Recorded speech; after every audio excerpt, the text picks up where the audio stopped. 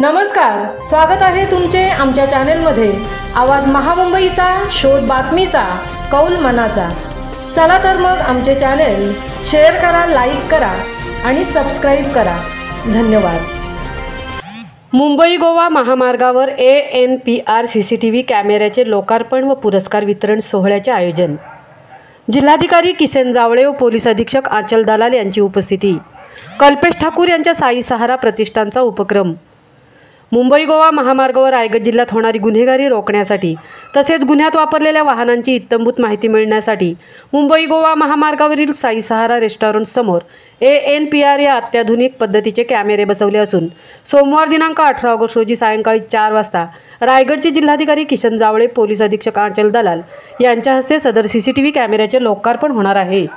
यावेळी जिल्ह्यातील अनेक सामाजिक क्षेत्रातील सेवाभावी संस्थांना पुरस्कार देऊन सन्मानित करण्यात येणार आहेत।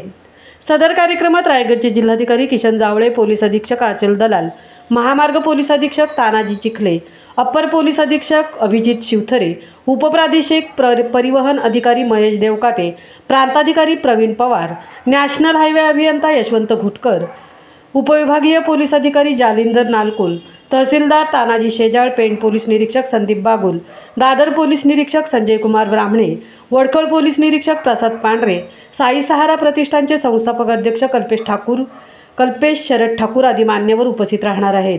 मुंबई गोवा महामार्गावरील अपघातग्रस्तांचे मदतगार देवदूत कल्पेश ठाकूर हे दिवस असो व रात्र असो असे नेहमीच अपघातग्रस्तांना स्वतःच्या रुग्णवाहिकेतून मदत करत असतात।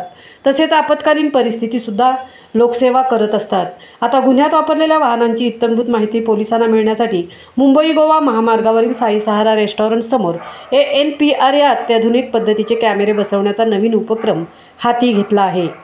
आवाज महामुंबईच्या चॅनलसाठी मिलिंद खारपाटीलसह तृप्ती भोईर पेण।